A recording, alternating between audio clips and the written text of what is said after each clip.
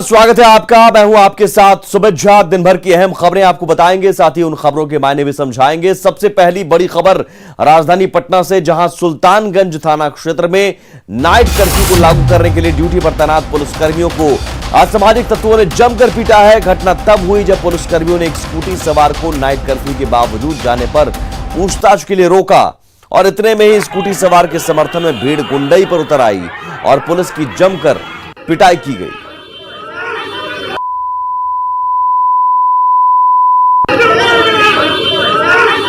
और ये तस्वीरें बता रही है कि लोग अभी भी सुधरने को तैयार नहीं है, मानने को तैयार नहीं है, क्योंकि ये तस्वीर, अगर भीड़ है, लोग वहां पर मौजूद हैं और पुलिसकर्मी को मार रहे हैं, तो वो खुद की और अपने परिवार वालों की जिंदगी को खतरे में डाल रहे हैं। वो पुलिसकर्मी जो जान जोखिम में डालकर ड्यूटी कर रहे हैं, कर्फ्यू लागू कराने के लिए, नियम पालन कराने के लिए सड़क पर मौजूद हैं, लेकिन भीड़ देखिए, लोग देखिए कितने नासमझ हैं कि उन उल्टे पुलिसकर्मी को ही पीट रहे हैं। तो इस पटना में भीड़ की इस गुंडागर्दी को समझिए। दरअसल पुलिस का काम है कानून का पालन कराना, जो भी नियम आते हैं उसका पालन कराना, और पुलिस अपना काम कर ही रही है। तो सवाल है कि पुलिस से उलझना क्यों? सवाल यह भी, क्या ऐसे गुंडे ही बिहार में संक्रमण बढ़ा रहे हैं? लगातार आंकड़े बढ़ रहे हैं। ऐसे लोग क्या खुद को कानून के ऊपर मानते हैं? ये नहीं समझ पाते कि जिंदगी जरूरी है, तफरी नहीं। अगर कर्फ्यू है तो यह आपकी सुरक्षा के लिए, आपके परिवार की सुरक्षा के लिए है। बिहार में शाम 6 बजे से सुबह 6 बजे तक सरकार ने कर्फ्यू लागू कर दिया है, लेकिन उसके बाद भी लोग सरकार के आदेश को मानने के लिए तैयार नहीं है। पटना के बेली रोड से देखिए शैलेंद्र कुमार की रिपोर्ट। 6 बजे से लेकर सुबह के 6 बजे तक बिहार में कर्फ्यू लागू रहेगा। कल ही सरकार ने यह फैसला कर लिया था, लेकिन उसके बाद भी देखिए कि शाम 6 बजने के बाद लोगों की भीड़, गाड़ियों की कतार जो बेली रोड पर दिखाई दे रही है, वो यह बताने के लिए काफी है कि किस तरीके से सरकार के नियमों की लोग धज्जियां उड़ा रहे हैं। एक और कोरोना पर काबू पाने की बात होती है, तो दूसरी ओर लोग तरह तरह के बहाने बनाकर सड़कों पर निकलते हैं और सरकार के गाइडलाइन को फॉलो नहीं करते हैं। देखिए पुलिस कर्मी यहाँ पर लोगों को रोक भी रहे हैं। लोगों के पास अलग अलग बहाने हैं, वो बहाने बना करके कोई दवाई का पर्ची दिखाता है, कोई मरीज ले जाने की बात कहता है, या फिर कोई ऑफिस से लौटने की बात कहता है। लोग यहाँ से जाते हैं, बचते रहते हैं। देखिए किस तरीके से गाड़ियों की भीड़, यह बताने के लिए काफी है कि हम और हमारा पटना, हम लोग कितने सजग हैं कोरोना के प्रति और कोरोना के गाइडलाइन के प्रति। ऐसे में ये साफ तौर पर कहा जा सकता है कि यदि कोरोना से लड़ाई लड़नी है तो उसके लिए कहीं न कहीं हमें भी सरकार के नियमों का पालन करना होगा, तभी हम इस जंग में जीत सकते हैं। कैमरा पर्सन सुबोध के साथ शैलेंद्र, न्यूज़ 18 पटना। नए गाइडलाइन को समझिए और इसका जरूर पालन कीजिए। अब शाम 4 बजे ही बंद होंगी सभी दुकानें। जो जरूरी चीजों की दुकानें हैं, मसलन दवाई, फल, सब्जी, दूध और दवाई की दुकानों को छूट मिलेगी। शाम से पूरे बिहार में धारा 144 लागू है। शाम 6 बजे से शादी समारोह के लिए 10 बजे रात ढील दी गई है, लेकिन उसमें भी 50 से ज्यादा लोग शामिल नहीं हो सकते हैं। 50 अधिकतम संख्या है। पुलिस का काम है लॉ एंड ऑर्डर संभालना। फिर पुलिस पर हमले का मतलब है कि आप नियम को नहीं मान रहे हैं, और आप न सिर्फ नियम नहीं मान रहे हैं बल्कि अपनी जिंदगी और अपने परिवार वालों की जिंदगी खतरे में डाल रहे हैं। और ये सवाल ये भी है कि ये कदम क्यों उठाए जा रहे हैं, कर्फ्यू क्यों लगाया जा रहा है, ये आपको समझना चाहिए। ये आपके हित में है। और देखिए आंकड़े लगातार बढ़ते जा रहे हैं। बिहार में आज कोरोना के 13,089 मरीज मिले। मतलब हर घंटे 557 लोग संक्रमित हो रहे हैं। हर घंटे 24 घंटे में 11,000 मरीज ठीक भी हुए हैं। ये एक राहत की खबर। लेकिन सवाल है कि जो लगातार आंकड़े आ रहे हैं वो 13,000 से 12,000 से अधिक केस, पहले 12,000 से अधिक मामले आए, फिर अब 13,000 से अधिक केस आ रहे हैं। और रिकवरी रेट भी लगातार नीचे जा रहा है, 77.27 तक पहुंच गया। आज भी 13,000 से अधिक संक्रमित मिले हैं। मतलब हर घंटे 557 लोग संक्रमित हुए हैं। अब राज्य में कुल संक्रमितों की संख्या 98,747 हो गई है। 24 घंटे में 13,374 संक्रमित मिले थे। ये जरूर है कि रिकवरी रेट लगातार घट रहा है, ये भी एक चिंता की बात है। इसलिए जरूरी है कि आपके लिए सरकार ने जो कदम उठाया है उसका पालन कीजिए, नियमों का पालन कीजिए।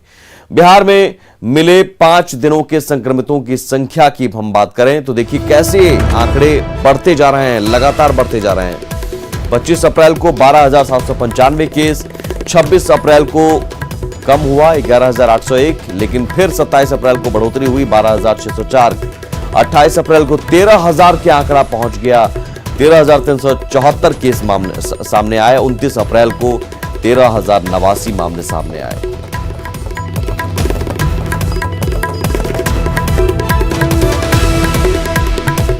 और आज से झारखंड में भी स्वास्थ्य सुरक्षा सप्ताह पार्ट 2 शुरू हो गया है। पुलिस ने दोपहर 2 बजे से पहले ही इसकी तैयारी शुरू कर दी। सरकार के आदेशों को लागू करने के लिए पुलिस और जिला प्रशासन ने राजधानी रांची की सड़कों पर उतरकर फ्लैग मार्च किया। फ्लैग मार्च का जायजा लिया न्यूज 18 संवाददाता ओम प्रकाश ने। झारखंड में लॉकडाउन का दूसरा फेज जो आज से शुरू हो चुका है, स्वास्थ्य सुरक्षा सप्ताह के तहत ये नजारा इस वक्त रांची की सड़कों पर दिख रहा है। तमाम दुकानें बंद हो चुकी हैं, तो वहीं तमाम जिला प्रशासन के लोग के सहित जो पुलिस टीम है वो भी इस वक्त मौके पर मौजूद है और तमाम लोगों को दिशा निर्देश देने के लिए ये फ्लैग मार्च निकाला गया है ताकि लोग जो इस लॉकडाउन की जो स्वास्थ्य सुरक्षा सप्ताह का दूसरा फेज है उसके बारे में सचेत रहे। सर, किस तरह से आज फिर एक बार फ्लैग मार्च दूसरे लॉकडाउन के साथ ही देखने को मिल रहा है, क्या कुछ अपील रहेगी सर? देखिए, अभी जो नया गाइडलाइन आया है राज्य सरकार का, उसमें यही कि जितने भी दवाई की दुकान को छोड़कर सभी दुकानें जो हैं, सभी तरह के प्रतिष्ठान जो हैं 2 बजे तक बंद रहेंगे, चाहे वो सब्जी की दुकानें हो, फल की दुकानें हो या ग्रोसरी की शॉप्स हो, चाहे वो एक्साइज के शॉप्स हो। इसके अलावा होटल्स और रेस्टोरेंट्स खुले नहीं रहेंगे, परंतु उनके यहाँ से होम डिलीवरी जो है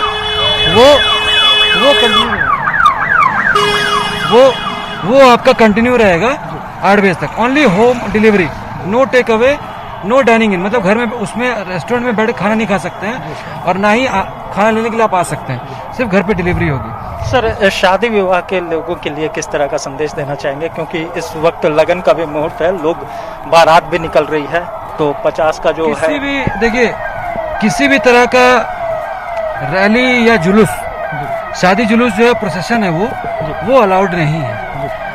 शादी के लिए 50 का सीमा दिया गया है, उसी सीमा के अंदर में शादी विवाह होना है। अगर किसी तरह का वायलेशन अगर होगा तो प्रशासन उस पर कड़ी कार्रवाई भी करेगा। मेरे सभी रांची वासियों से अनुरोध रहेगी कि केसेस काफी ज्यादा अभी बढ़ रहे हैं, संक्रमण बढ़ रहा है और ये उनके भलाई के लिए ये लॉकडाउन, पार्शियल लॉकडाउन लगाया गया, रिस्ट्रिक्शंस लगाए गए हैं ताकि ये दुकानें और चीजें बंद रहें, लोग घर से बाहर अनावश्यक ना निकले और घर में रहें।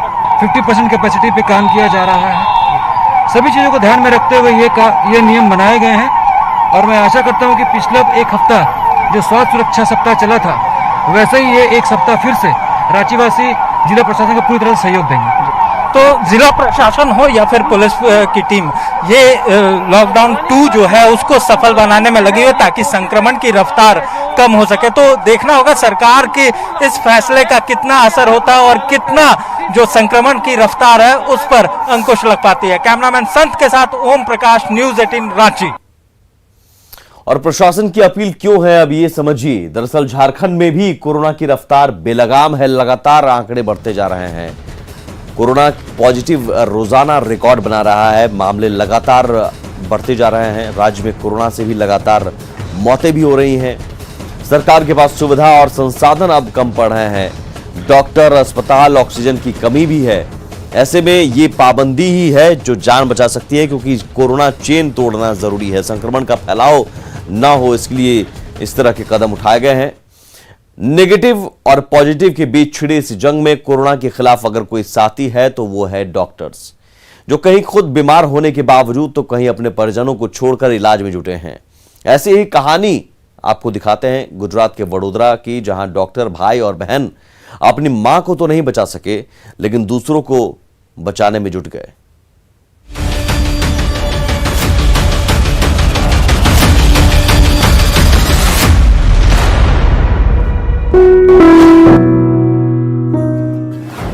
धरती के भगवान तेरे जज्बे को सलाम। मां के कर्ज पर भारी डॉक्टर का फर्ज। मातम नहीं मनाया, काम को गले लगाया।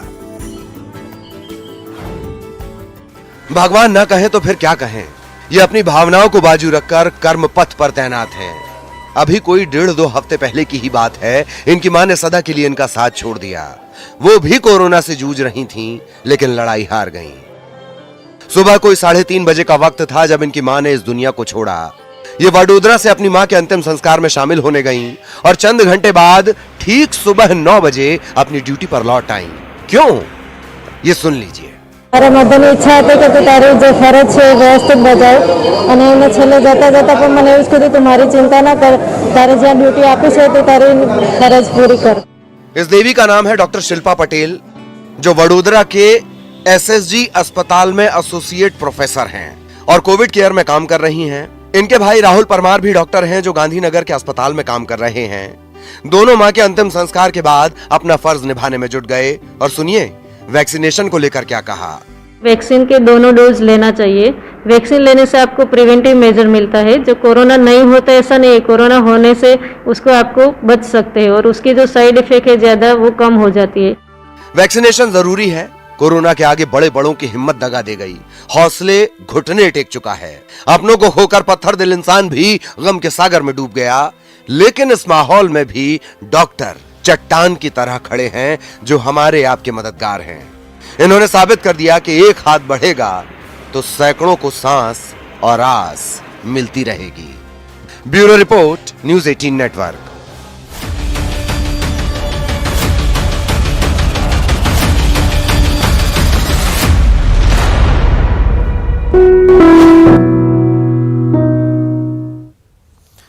जी हाँ, डॉक्टर कितने अहम हैं और खासतौर पर आज के हालात में ये आप समझ रहे होंगे। आईसीयू यूनिट में मरीजों की देखरेख इनकी ड्यूटी है। कोरोना संक्रमण का खतरा लगातार बना रहता है, इन्हें पता भी रहता है कि कोरोना संक्रमण का खतरा है, फिर भी ये ड्यूटी पर लगे रहते हैं। और कई डॉक्टर महामारी फैलने के साथ ही चपेट में भी आ गए हैं। इलाज के दौरान संक्रमण की वजह से कई डॉक्टरों की मौत तक हुई। अपनों का खोने का गम भी है, लेकिन फिर भी सेवा में जुटे हैं। और इसीलिए हम भी आपसे अपील करते हैं कि डॉक्टरों पर भरोसा बनाए रखें और कभी भी डॉक्टरों के साथ मारपीट ना करें, क्योंकि डॉक्टर ही इलाज करना छोड़ देंगे तो सोचिए क्या हालात हो जाएगा।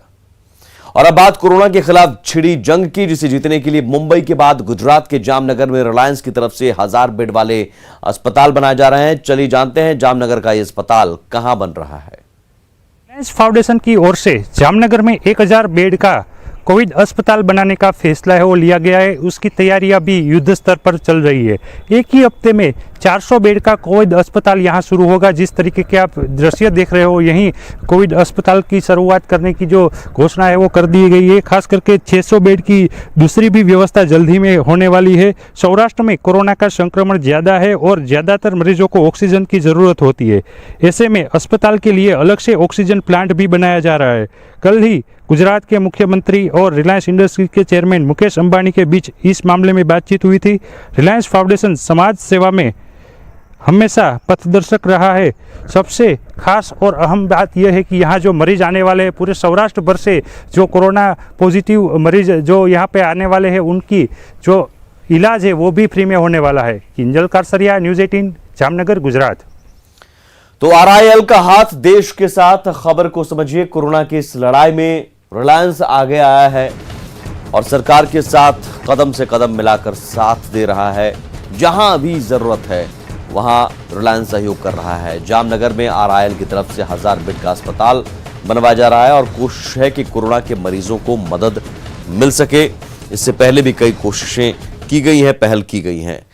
बिहार में ऑक्सीजन की किल्लत नहीं है। राजधानी पटना की तस्वीरें सुकून देने वाली हैं। यहां ऑक्सीजन यूनिट प्लांट के साथ ही कई ऐसे मददगार आगे आए हैं जो विपदा की इस घड़ी में किसी बड़े वरदान से कम नहीं। सब साथ तो कोरोना को मात, बिहार में अब यही बात। 100 से 300 जितना आदमी आता है उतना आदमी को हम सिलेंडर रिफिलिंग कर देते हैं। सबको दे देते हैं। सुबह में कैसे है कि लोगों की सेवा करनी है? नहीं, ये जो महामारी है इससे जूझने के लिए तो जरूरी है कि हम सहयोग करें। किसी भी आदमी को, पेशेंट को बचाने के लिए जितना हमसे संभव हो सकता है हम मदद करने के लिए तैयार हैं। निराश हमारे नज़दीक से निराश नहीं जाएगा। जब पूरे देश के अस्पतालों में सांस पर संकट का साया मंडरा रहा है, तब बिहार की राजधानी पटना में SN सिंह जैसे लोग निराशा में आशा की अलख जगाए हुए हैं। ऑक्सीजन सिलेंडर की रिफिलिंग की कीमतें जहां आसमान छू रही हैं, तो वहीं दीदारगंज चेक पोस्ट के पास SN सिंह की रिफिलिंग सेंटर सिर्फ 100 रुपए में सिलेंडर को भरकर लोगों को दे रहा है। महज 100 रुपये में अगर आपको सिलेंडर जो है भर जा रहा है, तो निश्चित तौर पर अभी के समय में ये आपके लिए बहुत महत्वपूर्ण चीज़ है। जिनको जानकारी नहीं हो वो यहाँ आ सकते हैं, क्योंकि व्यवस्थापक ने जानकारी दी है कि किसी को निराश नहीं लौटने दिया जाएगा यहाँ से। इधर सबलपुर ऑक्सीजन प्लांट यूनिट से भी लगातार ऑक्सीजन की आपूर्ति की जा रही है। बिहार में कुछ ही दिनों की ऑक्सीजन किल्लत के बाद अधिकारी से लेकर कर्मचारी तक इतने रेस हो गए कि उत्पादन भरपूर हो रहा है। अब सरकारी अस्पतालों के साथ साथ प्राइवेट अस्पतालों को भी जितनी मांग उतनी ऑक्सीजन सिलेंडर दिए जा रहे हैं। यहाँ पे डिस्पेंसरी आप लोग को रोज मिल जाता है? हाँ सर, रोज मिल। कोई दिक्कत नहीं? दिक्कत प्राइवेट हॉस्पिटल नहीं सर, कोई दिक्कत। बिहार में अब ऑक्सीजन की मारामारी नहीं है और इस विकट घड़ी में ये सुकून देती है। तो दिखाना चाहेंगे ये लिक्विड ऑक्सीजन जो है उसका एक बड़ा वैन जो है वो आया है, और दूसरे राज्यों से लिक्विड ऑक्सीजन भी जो है ऑक्सीजन लगातार पहुंच रहा है पटना में। और ये तस्वीर जो है यह वाकई में सुखद तस्वीर है, इस लिहाज से कि कई दिनों तक ऑक्सीजन लिक्विड जो थी वो पटना में नहीं पहुंची थी। अब बड़े टैंकर में ऑक्सीजन लिक्विड जो है वो पटना पहुंचने लगी है, और यही कारण है कि ऑक्सीजन का प्रोडक्शन भी लगातार होने लगा है। और ये कहीं ना कहीं जो कोविड पेशेंट हैं उनके लिए कारगर साबित हो रहा है। ये सबलपुर ऑक्सीजन यूनिट की तस्वीर है, और पटना में पिछले कुछ दिनों से लगातार ऑक्सीजन गैस सिलेंडर की जो मारामारी चल रही थी, अगर बहुत सारे लोग यहाँ आ रहे हैं जो निजी तौर पर होम आइसोलेशन में जो लोग हैं, उनके लिए भी यहाँ पर गैस सिलेंडर की जो छोटा सिलेंडर है उसके लिए व्यवस्था की गई है। वो यहाँ पर पहुँचते हैं और चालान कटवा कर वो यहाँ से ऑक्सीजन गैस सिलेंडर ले सकते हैं।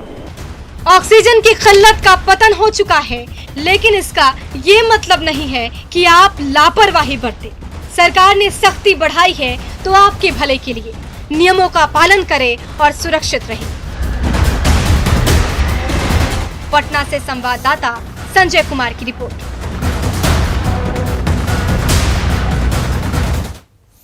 तो परेशानियों के बीच सरकार हर वो कदम उठा रही है जिससे मरीजों की परेशानी कम हो। अब जरा सरकार के ऑक्सीजन प्लान को समझते हैं। ऑक्सीजन के अभाव में मरीजों की मौत की खबरें आ रही हैं। अस्पतालों को ऑक्सीजन की सख्त जरूरत है। फौरन ऑक्सीजन की सप्लाई के लिए रेलवे और सेना ने खास व्यवस्था की है। इसके लिए ग्रीन कॉरिडोर बनाया गया है। भारतीय वायुसेना के C-17 ग्लोब मास्टर ट्रांसपोर्टर विमान जुटी हैं। जाहिर है ऑक्सीजन सप्लाई लगातार होती रहे, इसे लेकर कोशिशें जारी हैं और ये एक प्लान है। पैनिक नहीं होना है, बस सबसे जरूरी यही है कि पैनिक ना हो, घबराए नहीं। सप्लाई ऑक्सीजन की लगातार हो रही है। एक तरफ जहां ऑक्सीजन की किल्लत से आप जाने जा रही, सांसें थम रही, वहीं BCCL में इसे लेकर संवेदनहीनता देखने को मिली, जो सिस्टम पर जोरदार तमाचा है। दरअसल धनबाद के गोविंदपुर क्षेत्र के कोलियरी में ऑक्सीजन सिलेंडर से लोहे की स्क्रैप कटिंग का काम किया जा रहा है। हैरानी की बात यह है कि स्क्रैप कटिंग में एक ऑक्सीजन की जंबो सिलेंडर नहीं बल्कि 8 सिलेंडर का इस्तेमाल किया जा रहा है। जिन ऑक्सीजन सिलेंडर से कई लोगों की जान बच सकती थी, उन सिलेंडर्स का स्क्रैप कटिंग के लिए इस्तेमाल हो रहा है। इस लापरवाही पर मौजूद BCCL के अधिकारी पल्ला झाड़ते दिख रहे हैं।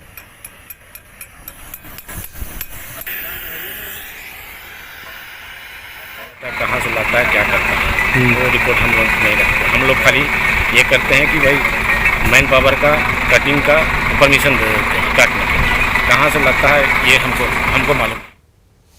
और चलिए इसी के साथ इस बुलेटिन में इतना ही। आगे भी खबरों का सिलसिला लगातार